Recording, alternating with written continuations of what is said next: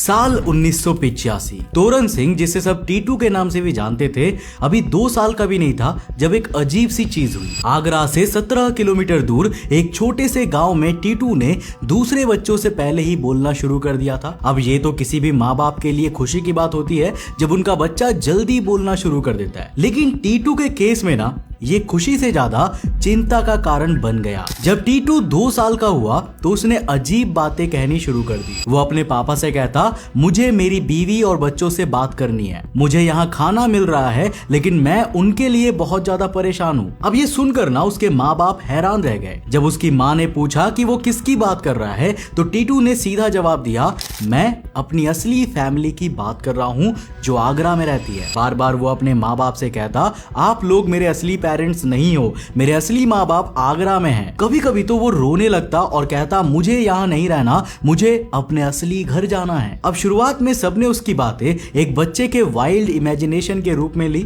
उन्हें लगा कि वक्त के साथ साथ ये अजीब से भ्रम टूट जाएंगे, लेकिन धीरे धीरे बात और सीरियस होती गई। साल 1988 तक जब टीटू 5 साल का हुआ, उसका बर्ताव और भी अजीब हो गया। एक दिन उसने कहा कि मेरा असली नाम टीटू नहीं है, मेरा नाम सुरेश वर्मा है। उसने बताया उसकी बीवी का नाम उमा है और उसके 2 बेटे हैं, रोमू और सोमू। उसने अपने पिता का नाम भी बताया, चंदा भारती। लेकिन टीटू यही नहीं रुका, उसने आगरा में अपने घर और अपनी दुकान सुरेश रेडियोज जो सदर बाजार में थी के बारे में भी बताया। और सबसे अजीब बात यह थी कि उसकी जान कैसी गई थी, उसका पूरा वाकया उसने अच्छे से सबको सुना दिया। उसने कहा कि एक शाम जब वो अपनी गाड़ी से घर लौट रहा था तो 2 आदमी आए और उसके सिर पर गोली मार दी, जिस वजह से उसका देहांत हो गया। उसने डिटेल में बताया कि कैसे उसका इलाज करने के बाद उसकी बॉडी को शमशान घाट ले जाया गया, मुझे वहां जलाया गया और मेरी राख यमुना में बहा दी गई। टीटू ने कहा पिछले 3 साल से टीटू की फैमिली उसकी अजीब बातें सुनते आ रही थी, लेकिन अब जब उनका 5 साल का बच्चा अपनी पुरानी जिंदगी, बीवी, बच्चे और अपनी जान जाने तक के बारे में बता रहा था तो उनका डर और भी बढ़ गया। ये खबर गांव में तेजी से फैल गई और हर कोई टीटू के बारे में बात करने लगा। गांव वालों को लगा कि टीटू के अंदर कोई भूत घुस गया है, जैसे हमारे देश में गांव में अक्सर सोचा ही जाता है। टीटू का केस भी वैसा ही लगने लगा। उसका तरीका, उसके बोलने का अंदाज और उसका हाव भाव अब एक 5 साल के बच्चे जैसा नहीं था, बल्कि एक बड़े आदमी के जैसा हो गया था। उसने अपने माँ बाप की गरीबी का मजाक बनाना शुरू कर दिया। वो अपनी माँ से कहता, मेरी बीवी कभी पुरानी फटी साड़ी नहीं पहनती, मेरी माँ 20,000 वाली साड़ी पहनती है, तुम इतने गंदे कपड़ों में बाहर क्यों जाती हो। अब टीटू के माँ बाप के लिए ना ये सब समझना बहुत ही मुश्किल हो गया था। उनका सबसे छोटा बच्चा जो 6 भाई बहनों में से एक था, अब एकदम बदल गया था। और एक दिन तो उसने अपना छोटा सा सूटकेस पैक कर लिया और कहा, मैं यहाँ नहीं रह सकता, मैं अपने बंगलों में जा रहा हूँ। हर बार जब उसके फैमिली वाले उसे डांटते थे तो वो घर से भागने की धमकी देता था। कभी वो बस में चला जाता था तो कभी पैदल ही निकल जाता था। और उसने हमेशा ये कहा है कि उसे अपनी गाड़ी में ही ट्रैवल करने की आदत है। टीटू का बर्ताव अब उसके माँ बाप के लिए एक बड़ी परेशानी बन गई थी। जो चीजें पहले तक एक बच्चे का बचपना लगती थी ना, अब एक ऐसा रहस्य बन गई थी जो हर किसी को हैरान कर रही थी। सबसे पहले फैमिली को, फिर गांव वालों को, और अब तो दूर दूर तक के लोग इस बात की चर्चा कर रहे थे। अब क्या टीटू के बातों में थोड़ा भी सच था या कुछ और ही बात थी, ये समझना सबके लिए मुश्किल होता जा रहा था। उसके अजीब बर्ताव ने उसके परिवार को इतना परेशान कर दिया था कि टीटू के बड़े भाई अशोक ने सोचा कि अब सच्चाई पता लगाने का समय आ चुका है। चाहे ये सब टीटू के दिमाग की कल्पना थी या फिर सच में कुछ और ही था। अब इसका जवाब ढूंढने के लिए अशोक और उसका एक दोस्त आगरा के सदर बाजार की तरफ निकल पड़े, क्योंकि टीटू अक्सर ही कहता था कि वहां उसकी एक दुकान है सुरेश रेडियोज के नाम से। अब बहुत ढूंढने के बाद आखिरकार अशोक की नजर एक दुकान पर पड़ी जिसका नाम सच में सुरेश रेडियोज लिखा हुआ था। अशोक बिल्कुल चौंक गया। क्या ये वही दुकान थी जिसका टीटू बार बार जिक्र करता था? क्या टीटू की बाकी बातें भी सच थी? क्या टीटू सच में सुरेश वर्मा का पुनर्जन्म था, या फिर ये सब सिर्फ एक अजीब इत्तेफाक था? पता लगाने का सिर्फ एक ही तरीका था। अब मन में अजीब सा डर लिए अशोक ने और पता लगाने की कोशिश की, और जो जानकारी उसे पता चली ना, वो किसी की भी नींद उड़ा सकता था। साल 1983 में सुरेश वर्मा आगरा के एक व्यापारी था। उनकी एक इलेक्ट्रॉनिक्स की दुकान थी जिसका नाम था सुरेश रेडियोज, जो सदर बाजार में थी। सुरेश आगरा में एक बड़े बंगलों में अपनी बीवी उमा और 2 बच्चे, माँ बाप और भाइयों के साथ रहता था। 28 अगस्त 1983 को यानी कि टीटू के पैदा होने से सिर्फ 4 महीने पहले सुरेश अपनी सफेद रंग की फिएट गाड़ी में घर लौट रहे थे। अब जैसे ही सुरेश ने अपने घर के गेट के सामने गाड़ी रोकी और हॉर्न बजाया, 2 अज्ञात गुंडों ने उन पर गोली चला दी। सुरेश के परिवार वाले जब तक बाहर आए तब तक सुरेश दूसरी दुनिया में जा चुका था। गोली उनके सर के एक तरफ लगी थी,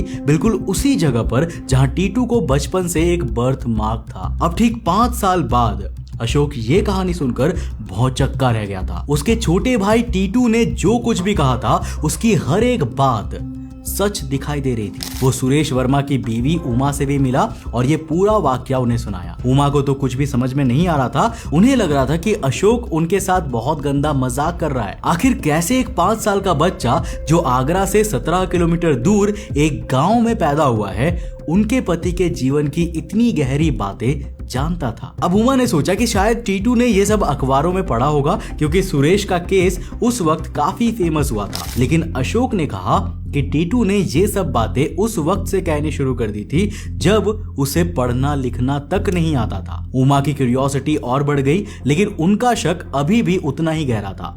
अशोक ने तब सजेस्ट किया कि उमा और उनका परिवार गांव आए और टीटू से बिना बताए मिलने की कोशिश करे, ताकि देख सके कि क्या टीटू उन्हें पहचान पाता है या नहीं। बहुत सारे मिलती जुलती इमोशंस के साथ उमा और सुरेश वर्मा का पूरा परिवार गांव पहुंचा। जब वो लोग गांव पहुंचे तब टीटू अपना खाना खा रहा था, लेकिन जैसे ही उसने उन्हें दरवाजे पर खड़ा देखा, वो तुरंत ही उनकी तरफ दौड़ा और उन्हें जोर से गले लगा लिया और चिल्लाने लगा कि देखो, मेरी असली माँ और बाबूजी आ गए हैं। उसने सुरेश के माँ बाप को अपना असली माँ बाप मान लिया। सिर्फ इतना ही नहीं, उमा को देखकर वो ऐसे शर्मा रहा था जैसे कोई अपनी बीवी के सामने शर्माता हो। उसने उमा से डोलपुर के मेले का भी जिक्र किया, जो सिर्फ सुरेश और उमा के बीच की एक मेमोरी थी। उमा ये सब सुनकर बिल्कुल चौंक गई थी। अब जब सुरेश का परिवार वापस जाने लगा तब उसने सोचा कि अब वो भी उन्हीं के साथ आगरा जाएगा। लेकिन जब उसे समझ आया कि वो उसे साथ नहीं ले जा रहे हैं तो वो गुस्से से चिल्लाने लगा, अपनी माँ से लड़ने लगा और अपने पापा को दोष देने लगा। फिर वो सुरेश के माँ बाप चंदा सिंह को गले लगाकर रोने लगा,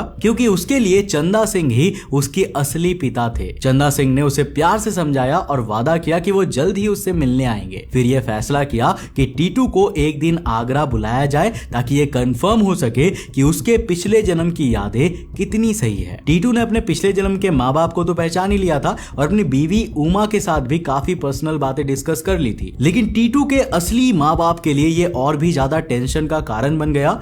उनके लिए इससे बुरा और क्या हो सकता था कि उनका बच्चा किसी और को अपना माँ बाप मान रहा था। टीटू को आगरा ले जाने का वक्त आ गया था, लेकिन उससे पहले कुछ टेस्ट प्लान किए गए थे ताकि ये देखा जा सके कि टीटू की बातें कितनी सच है। अब पहला टेस्ट तब किया गया जब टीटू को सुरेश की शॉप के पास से ले जाया जा रहा था। सुरेश का भाई गाड़ी को शॉप के सामने रोकने के बजाय तेजी से आगे ले गया, ये देखने के लिए कि क्या टीटू उस जगह को पहचान पाता है या नहीं। जैसे ही गाड़ी दुकान के पास से गुजरी, टीटू जोर से चिल्लाया, रुको रुको, मेरी दुकान तो पीछे रह गई, तुम आगे कहां जा रहे हो। बिना गाड़ी से उतरे टीटू ने शॉप और मार्केट को पहचान लिया, और वो भी तेजी से चलती गाड़ी में बैठे बैठे। ये काम कोई तभी कर सकता है जब वो उन गलियों से सैकड़ों बार गुजरा हो। दूसरा टेस्ट था टीटू को अंदर ले जाने का। जैसे ही वो शॉप के अंदर गया, उसकी चाल ढाल और बॉडी लैंग्वेज एक 5 साल के बच्चे से बदलकर एक प्रॉपर बिजनेसमैन में बदल गई। उसका हर एक अंदाज, जैसे उसका स्टूल पर बैठने का तरीका, हाथ हिलाने का तरीका, सब कुछ बिल्कुल सुरेश वर्मा जैसा ही था। उमा, जो कि उस शॉप की ओनर थी, ये देखकर बिल्कुल चौंक गई थी, क्योंकि इस छोटे बच्चे में उन्हें अपने पति का हाव भाव दिखाई दे रहा था। टीटू ने दुकान के अंदर हुए चेंजेस को भी पहचान लिया जो सुरेश वर्मा के मरने के बाद किया गया था। अब तीसरा और आखिरी टेस्ट बचा था।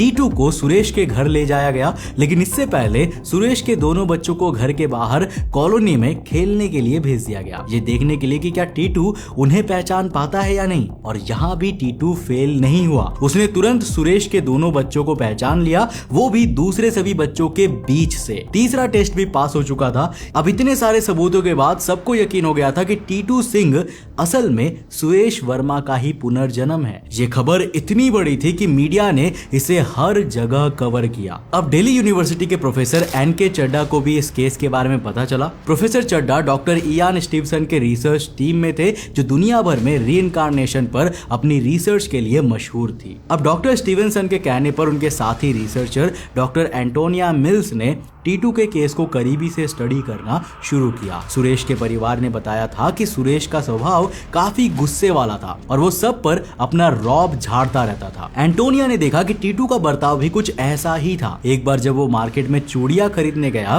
तब टीटू ने दुकानदार को धमका दिया और कहा कि एंटोनिया मेरी दोस्त है, उससे पैसे मत लेना। ये नेचर भी टीटू और सुरेश के बीच का एक सटल कनेक्शन दिखा रहा था। अब डॉक्टर मिल्स ने अपने रिसर्च पेपर में स्पेसिफिकली इस घटना का जिक्र किया है। अब सबसे बड़ा सवाल ये था कि क्या टीटू को सुरेश के हथियारों के बारे में पता था? क्या उसने अपने पिछले जन्म में उनका चेहरा देखा था? क्या वो उन्हें दोबारा पहचान सकता था? टीटू ने बताया कि 28 अगस्त 1983 के शाम जब सुरेश को गोली मारी गई थी, तब उसने उन दो गुंडों में से एक का चेहरा पहचान लिया था, और वो आदमी कोई और नहीं बल्कि सुरेश के साथ काम करने वाला एक व्यापारी ही था। अब दोस्तों, इस केस का सबसे बड़ा टर्निंग पॉइंट था पोस्टमार्टम और बर्थ मार्क रिपोर्ट। जिस तरह से सुरेश को गोली लगी थी, वैसे ही टीटू के सर पर 2 निशान मिले थे। जब उसके बालों को हटाकर देखा गया तो ये पता चला कि टीटू के सर के पार गोली के एंट्री और एग्जिट पॉइंट्स के निशान हैं। डॉक्टर इयान स्टीवनसन का रिसर्च कहता है कि जन्म के निशान और पिछले जन्म की चोटों का एक कनेक्शन होता है, और हिंदू धर्म में भी इस चीज पर बिलीव किया जाता है। एक कहानी कहती है कि टीटू ने कोर्ट में गवाही दी और सारे सबूत दिखाकर अपने हत्यारों को सजा दिलवाया। वहीं एक फैक्ट ये भी है कि सुरेश वर्मा की डेथ के तुरंत बाद उनके खूनियों को पकड़ लिया गया था। नौ बदकिस्मती से कोई ऐसा ठोस सबूत नहीं है जो इन दोनों में से किसी फैक्ट को प्रूव कर सके। बहुत से लोगों ने इस कहानी को एक बहुत बड़ा ड्रामा भी कहा है, जो टीटू के परिवार ने फेम और पैसे कमाने के लिए किया था। आज टीटू सिंह यानी कि तोरण सिंह बनारस हिंदू यूनिवर्सिटी BHU में असिस्टेंट प्रोफेसर है। उसे अपनी पिछली जिंदगी की हर बात याद है और वो अक्सर आगरा अपने पिछले परिवार से मिलने जाता रहता है। लेकिन अब उसने ये समझ लिया है कि हम एक साथ 2 जिंदगी नहीं जी सकते।